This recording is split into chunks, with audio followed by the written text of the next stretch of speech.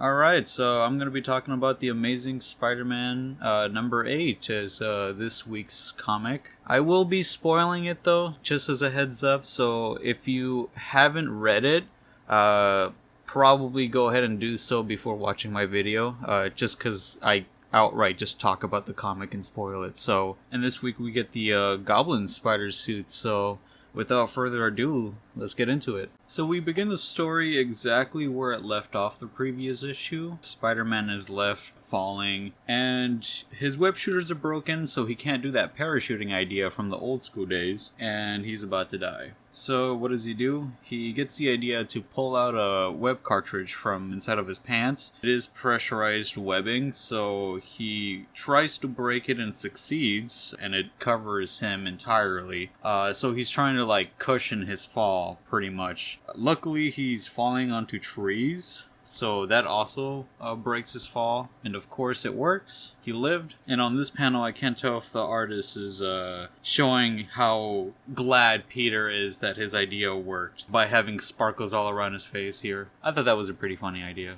And immediately after, the Vulture shows up and grabs him and flies off again, only to slam Spider-Man up against a brick chimney from a building. And at this point, his costume is like completely shredded up. He knows he's in incredible pain, so he tries to call Osborn to try to send him the Spider-Man suit that he's working on, because like, I guess this is the first idea that he gets instead of trying to come up with something on his own.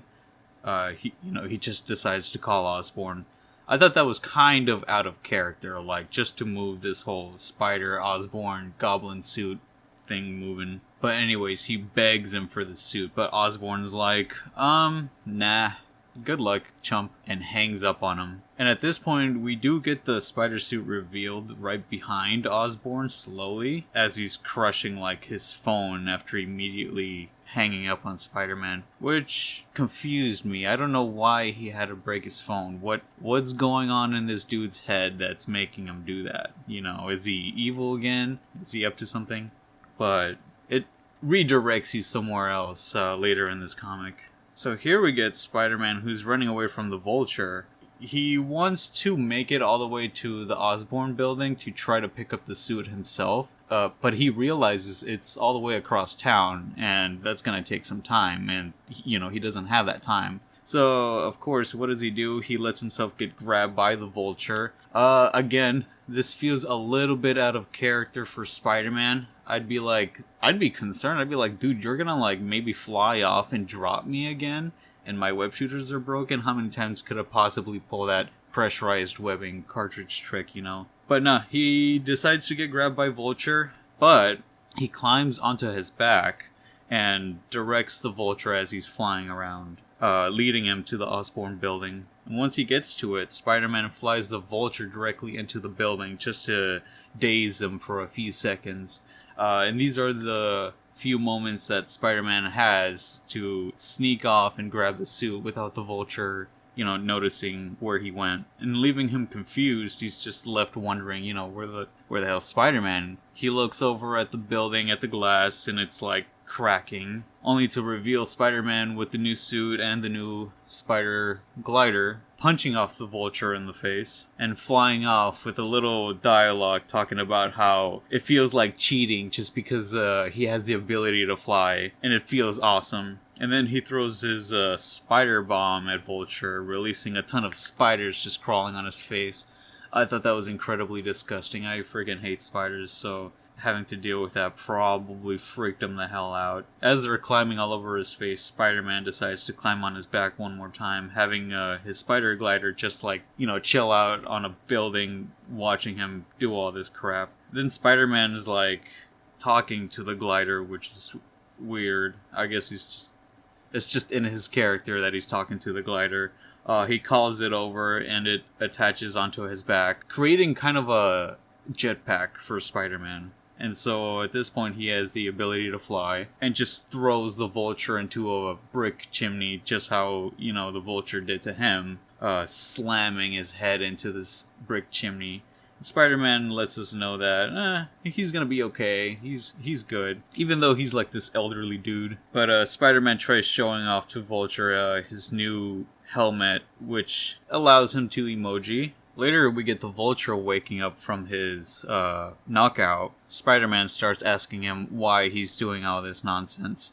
So he brings up the thing about his granddaughter knowing about all of the murders the Vulture has done, and how Spider-Man was the one that told her everything. And of course, Spider-Man starts telling him, like, dude, really, this is what you decided to do? Instead of looking at yourself in the mirror and asking yourself if maybe you should have killed less people, you thought the best way to deal with it was to, kill Spider-Man. So he basically gives the Vulture like a stern talking like, dude, you're an idiot. You gotta settle for just leaving me sore for the next month. The Vulture agrees with that and Spider-Man flies off. Then we get Spider-Man. He shows up in Osborn's office. He asks him why he didn't send the suit. He almost got him killed. And if that was his plan all along, to basically off Spider-Man in that weird, indirectly sort of way, because he didn't send him the suit. And Peter comes off as a little overly pissed off here, but whatever. I think that's just me interpreting the art, but I don't know. Osborn explains to him how he wanted to put on the suit and glide to his destination and save him personally, but he didn't want to take the chance of possibly becoming the Goblin one more time. He didn't want to risk it, not even for Peter Parker. And that he's not up to anything weird. He just wanted to hire Peter Parker to work nearby him, just in case he somehow in the future ends up turning into the Green Goblin again. He'll be there to stop it because he'll be working for Osborn. And after hearing Osborn talk, Peter agrees to his job offer from the previous issue and gets hired right there on the spot with the whole Goblin suit and everything. So yeah, that's basically it. That's the Amazing Spider-Man number 8 for this week. I did enjoy it. I enjoyed it definitely more than the previous issue. Of course, because this time we actually get the, Spider-Man with the Goblin suit and the glider and everything in action. I like the concept. I wonder where they're gonna go with this, since now Peter can, fly. He doesn't really have to use his webbing, so I wonder what they're gonna do with that. And also, now that he's working for Osborn, he's probably gonna be getting paid very good money. So I'm sure they're gonna dive back into that one debt collector that keeps hounding outside of his house or his apartment building. So we're probably gonna get some closure or some more details on what the hell even happened there. But yeah, I personally actually enjoyed this story.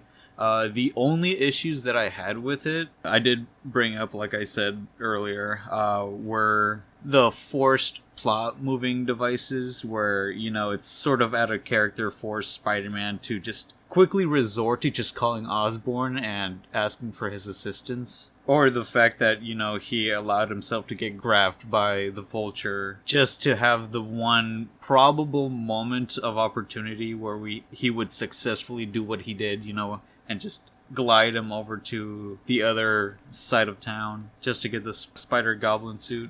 But other than that, I thought the suit was pretty damn cool. I wonder what they're gonna do with it. And looks like the next issue we're gonna get a team up with Spider-Man and Wolverine during this Hellfire Gala situation, which I'm not familiar with. I just know that it's like some X-Men party, because that's how they described it on the last page here. But we'll see how that goes. Anyways, if you enjoyed listening to me ramble about this nerdy shit, make sure to subscribe if you want to hear me talk about the next issue. And I'll see you guys next time.